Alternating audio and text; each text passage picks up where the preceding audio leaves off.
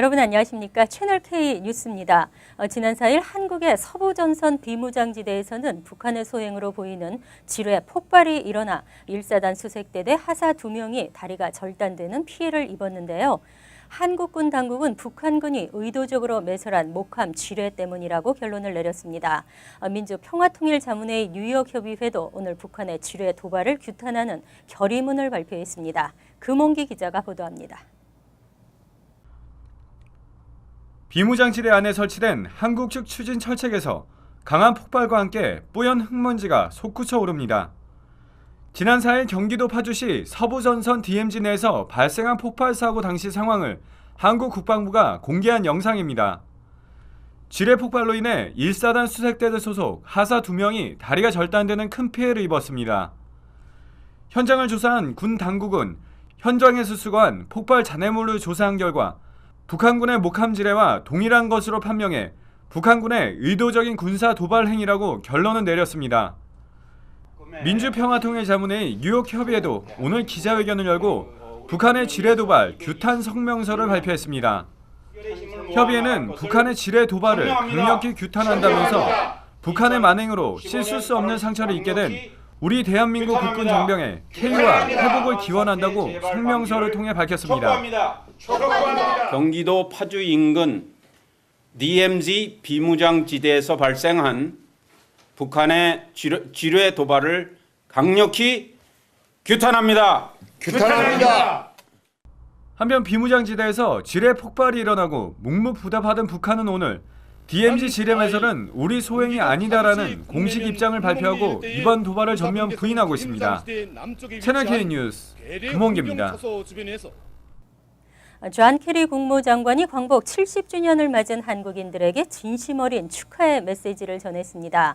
또 한국과의 경제 안보 협력의 관계를 강조하고 미래의 관계를 더욱 확고히 할 것을 밝혔습니다. 존 케리 국무장관이 어제 70주년 광복절을 맞은 한국인들에게 경축 성명을 발표했습니다. 미국인과 오바마 대통령을 대신해 축하 의사를 전한 케리 장관은 성명에서 광복 당시부터 한국과 미국은 안보 동맹과 굳건한 경제 협력이라는 두 개의 기반을 바탕으로 강하고 영속적인 협력 관계를 유지해 왔다고 밝혔습니다. 또 한미 양 국민은 활발한 민간 교류뿐 아니라 국제 개발과 인권, 지구 자원에 대한 책임의식 등 전 세계적인 사안과 관련해서도 꾸준한 우위를 다져왔다고 밝혔습니다. 케리 장관은 미국이 광복절을 경축하는 한국과 함께 서게 된 점을 자랑스럽게 생각한다고 강조하며 전 세계 모든 한국인이 기쁜 광복절을 맞기를 바란다고 전했습니다. 또 두 나라가 더 깊은 우위를 다져나갈 앞으로 많은 시간을 기대한다고 밝혔습니다. 독도가 대한민국 영토임이 공식 문서화됐습니다. 에드워드 로이스 연방 하원 외교위원장이 독도는 한국의 땅이라고 공식 발언하고 문서화했습니다. 한미공공정책위원회는 에드워드 로이스 연방하원 외교위원장이 독도는 대한민국 영토라는 내용이 담긴 공식 서한을 보내왔다고 밝혔습니다. 로이스 위원장은 지난 5월 열린 제1회 재미 한인 지도자 대회에서 독도는 대한민국 영토라고 선언했던 그의 발언을 문서화하고 공식 서한으로 보냈습니다. 미국의 거물 정치인이 독도는 한국 땅이라는 발언을 공식화의 문서로 남긴 것은 역대 최초입니다. 로이스 위원장은 서한에서 독도는 대한민국의 영토임을 분명히 하고 일본의 아베 신조 총리는 위안부 문제를 적절한 절차에 따라 해결하고 교과서에 이와 관련된 사실을 정확하게 교정하도록 강력하게 촉구한다고 기술했습니다. 또 아베 총리에게 2015년 8월 15일 2차 대전 종전 70주년 담화에서 사과할 수 있는 기회를 절대 놓치지 말라고 강조했습니다. 미국 외교 정책에 막대한 영향력을 가진 연방 하원 외교위원장이 일본의 반발을 무릅쓰고 한국의 손을 들어준 것은 매우 이례적인 것으로 평가되고 있습니다. 재외동포청 설립이 속도를 내고 있습니다.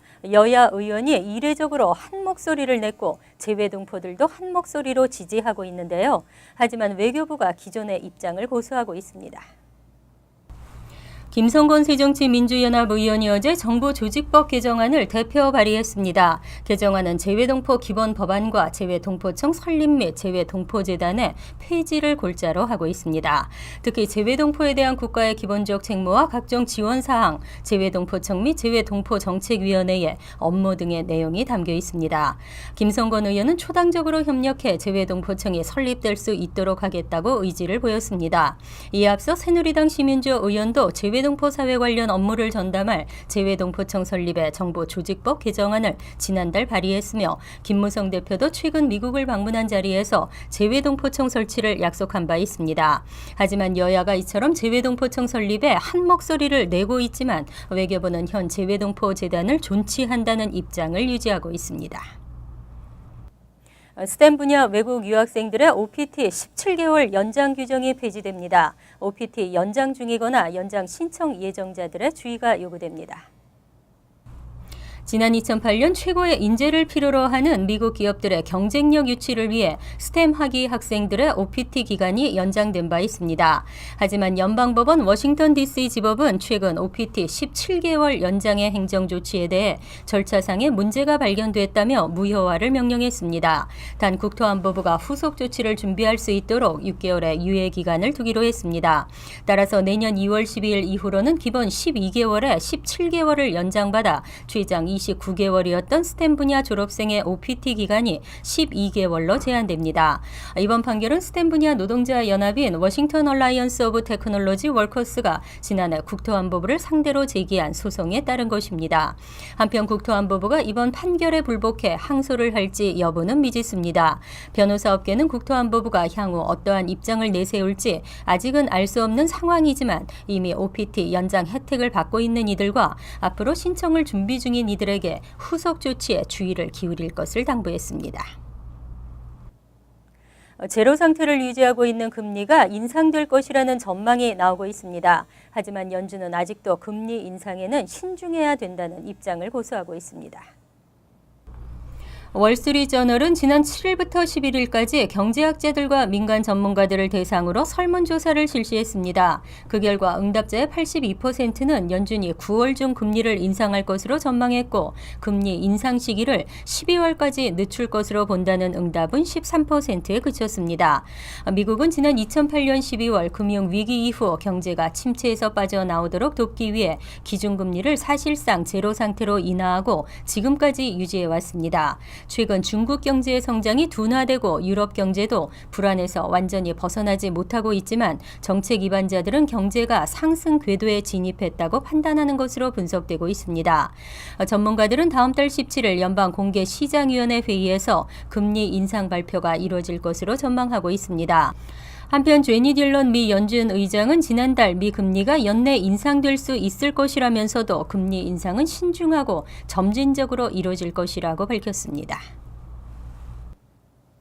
진정 국면이라던 레지오넬라 사태에 추가 사망자가 나오면서 다시 불안감이 높아지고 있습니다. 뉴욕시 의회는 더 이상의 희생자가 나오지 않도록 레지오넬라균 확산 방지에 나섰습니다. 뉴욕시 의회는 레지오넬라균 확산 방지와 예방을 위해 5개 보로 내에서 건물 냉각탑을 등록하도록 하고 분기별 점검을 의무화하는 내용의 조례안을 통과시켰습니다. 조례안은 빌 드블라지오 시장의 서명을 받으면 발효됩니다.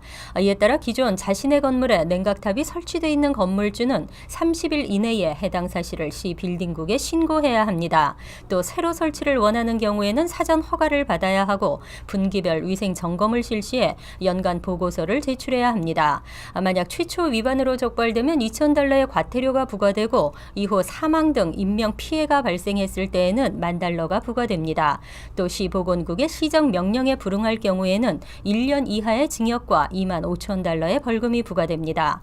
한편 13일까지 레지오넬라균 감염자는 122명으로 늘어났습니다. 현재까지의 사망자는 12명으로 집계됐습니다.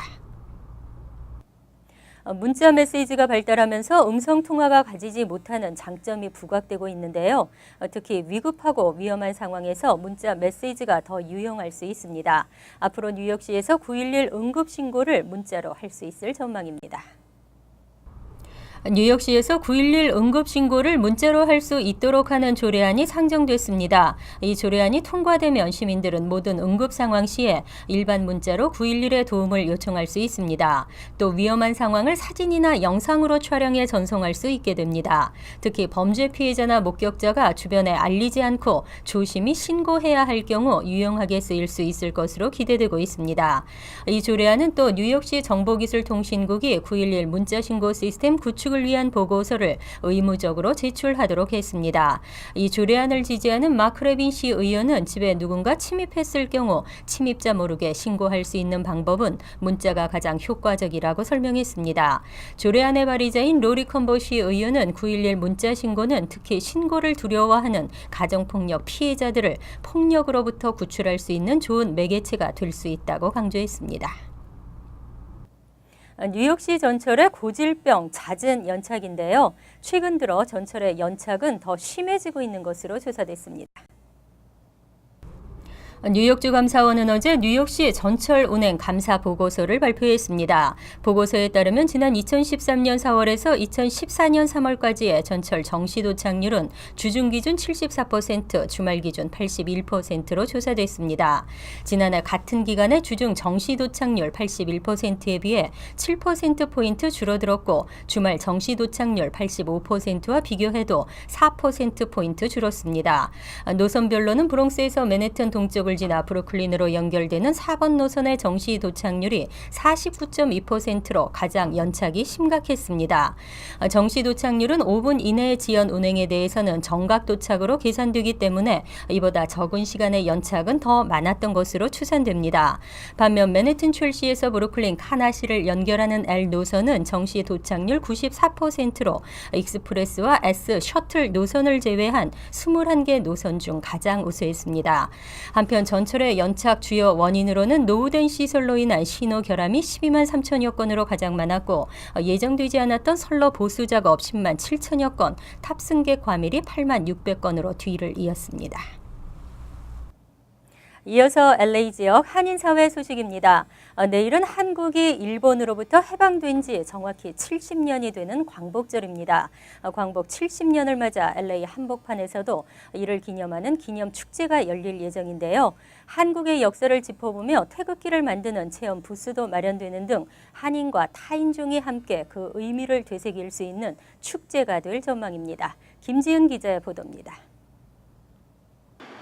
올림픽 블러버드와 산마리노 사이 아이롤로길에서는 내일부터 3일간 개최되는 광복 70주년 8.15 LA 축제 준비가 한창입니다. 70주년의 역사를 되짚어보고 한인 2세들과 타인종에게 한국 역사와 문화를 알리기 위한 이번 축제에는 먹거리와 기업 홍보 부스 등 80개의 부스가 마련됩니다.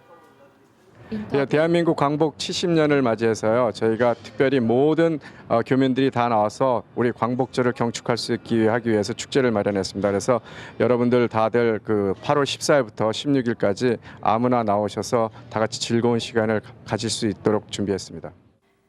특히 광복 70주년을 기념하는 자리인 만큼 LA에서 독도까지 태극기의 물결을 주제로 한 태극기 만들기 체험 부스도 마련됩니다. 스티커를 사용해서 태극기를 직접 만들 수 있고 태극기 변천사를 한눈에 볼 수 있는 전시회와 퍼포먼스도 진행될 예정입니다. 광복절 하면 가장 생각나는 건 태극기라고 생각합니다. 그래서 우리가 태극기에 대해서 잘 모르고 있는데 우리 어린 후세들도 직접 와서 태극기 체험 부스에서 직접 태극기를 만들어 볼 수 있는 좋은 시간도 또 준비되어 있습니다. 이 밖에도 한방 체험, 페이스 페인팅, 포토존 등 다양한 체험 행사를 통해 한인과 타인종 간 교류의 장으로 꾸며지게 됩니다. 축제 첫날인 내일 7시 개막식에는 이번 행사의 주최 측인 LA 한인회의 제임스 한 회장과 이사진을 비롯한 관계자들이 참석하며 숙행과 최욱, 체드퓨처 등의 연예인 축하 공연도 이어집니다. 마지막 날인 일요일 저녁에는 대한민국의 발전상을 담은 영화 국제시장을 상영해 축제의 의미를 더할 예정입니다. 한편 8.15 LA 축제 준비위원회는 축제 참석자들의 편의를 위해 축제 기간 동안 주차장을 따로 마련하고 무료 셔틀버스를 운영한다고 밝혔습니다. 행사가 열리는 LA 한인타운 아이롤로 스트릿 선상의 샌마리노에서 올림픽 사이 구간은 오는 17일 낮 12시까지 차량 통행이 금지됩니다. 광복 70주년을 맞아 3일간 개최되는 이번 행사는 한인과 타인종 커뮤니티가 하나가 되어 한국의 역사와 문화를 되짚어보는 의미 있는 시간이 될 것으로 기대되고 있습니다. TVK 뉴스 김지인입니다. 수출입 화물의 신속하고 안전한 통관을 위한 특별 세미나가 열렸습니다. 세관 당국의 물류 전문가들이 나와 무역업체 종사자들에게 유용한 정보를 제공했습니다. 김정균 기자입니다. 지난해 서부항만 폐쇄로 인한 피해액은 2조 7천억 달러.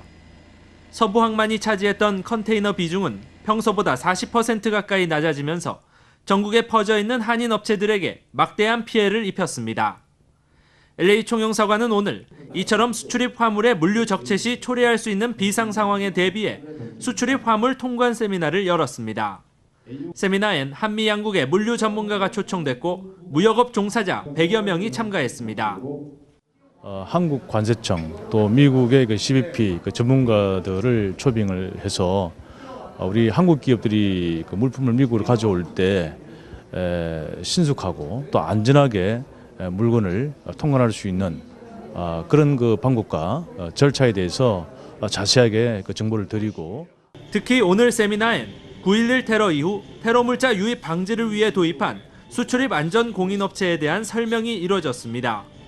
AEO와 CTPET은 각각 한국과 미국의 관세 당국에서 공인한 우수 업체를 뜻하는데 한인 기업들의 경우 이들 두 제도에 대한 인식이 부족해 수입 통관 때마다 세관 검사에 많이 노출되고 있다는 게 전문가들의 설명입니다. 이 한국 기업들의 경우에는 CTPET에 대한 인지도가 아직도 많이 낮은 그런 실정입니다. 수출이 30%가 진당되었고 연간 검사 비용이 2억 원 절감하였으며 평균 통관 소요 시간이 14일에서 4일로 대폭 단축되었습니다. 한국과 미국은 지난 2010년 AEO 상호 인정협정을 맺었으며 AEO 공인기업에 대해서는 수출입 통관 단계에서 세관 검사가 생략되는 등 상대국 통관에서 신속 통관 혜택을 부여하고 있습니다. 한편 최근 한국에서는 653개 기업이 AEO 공인을 받았고 미국에서는 1,815개 기업이 CTPET 공인을 받은 상태입니다. MBC 뉴스 김정균입니다. 월드리포트입니다. 멋있고 소신 있는 게다가 젊은 CEO를 소개합니다. 직원들의 연봉을 2배로 올려주면서 자신의 연봉은 2배로 낮췄습니다. 지난 4월 미국 시애틀의 한 신용카드 관련 회사 사장인 프라이스 씨가 직원들에게 중대 발표를 했습니다. We're going to have a minimum $70,000 pay rate for everyone that works here. 신입 직원들은 4천여만 원이었던 연봉을 2배 가까이 올려주겠다는 깜짝 발표에 기쁨을 감추지 못했습니다. Maybe I cried when I called my mom. I think it's life-changing for everybody in various ways. 프라이스 씨는 직원 연봉을 올려주기 위해 11억 원이었던 자신의 연봉을 90% 이상 삭감해 8천만 원만 받기로 했습니다. Big struggle for the middle class, and I think part of that is things are getting more expensive and the wage growth just isn't keeping up. 임금이 대폭 오른 직원들은 일에 대한 열정과 자신감이 살아났다고 말했습니다. It just gives you a little bit more confidence in your ability to just go about your day and not have to worry about going paycheck to pay. 프라이스에게는 올해의 CEO감이라는 찬사가 쏟아졌고 데이트를 신청하는 여성들의 편지가 줄을 이었습니다. 하지만 좋은 일만 있지는 않았습니다. 연봉 인상 이전부터 8천만 원을 받고 있던 고참 직원 2명은 신입사원과 연봉이 같아지는 데 불만을 품고 회사를 떠났습니다. 공동 창업자인 친형은 동생이 회사를 위험에 빠뜨렸다며 소송까지 제기했습니다. 몇몇 거래처마저 거래를 끊으면서 회사는 자금 압박에 시달리고 있습니다.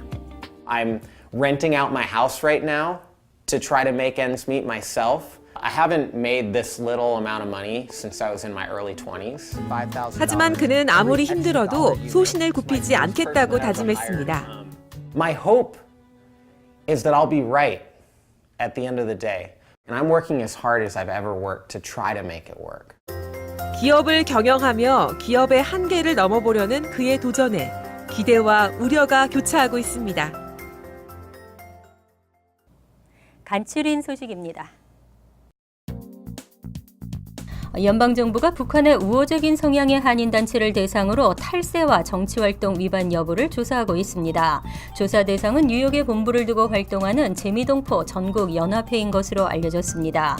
뉴욕 외교가의 한 관계자는 수사당국이 재미동포 전국연합회 등 친북 성향의 단체들에 대한 내사를 벌여왔다며 위법 혐의가 있다고 판단하고 본격적인 조사에 들어간 것으로 안다고 전했습니다. 다음 달부터 방과 후 학교가 운영되는 학교나 관련 교육기관 주변에서는 담배를 피울 수 없습니다. 안드류 쿠오모 뉴욕 주지사는 어제 관련 법안에 서명을 마쳤습니다.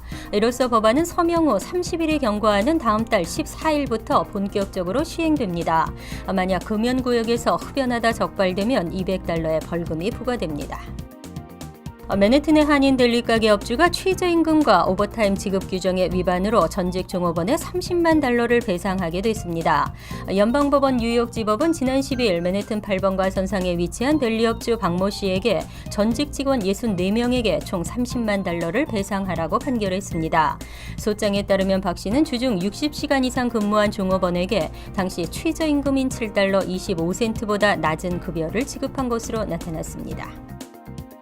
퀸즈 라가디아 공항의 택시 배차 관리원 7명이 택시 기사들로부터 돈을 받고 편의를 봐준 혐의로 체포됐습니다. 퀸즈 검찰청은 라가디아 공항의 택시 배차 관리원 7명이 옐로캡 기사들로부터 건당 5에서 $10씩을 받고 대기 시간을 줄여준 혐의를 받고 있다고 밝혔습니다. 유죄가 인정될 경우에는 최대 1년형의 징역형이 선고될 전망입니다. 환율과 증권 소식입니다.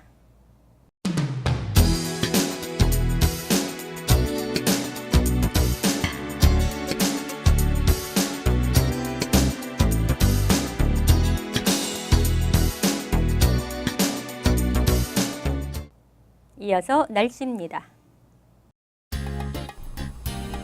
토요일은 대체로 맑고 화창하겠지만 습도가 높겠습니다. 낮 최고 기온은 90도, 섭씨 32도, 밤 최저 기온은 73도, 섭씨 22도로 예상됩니다.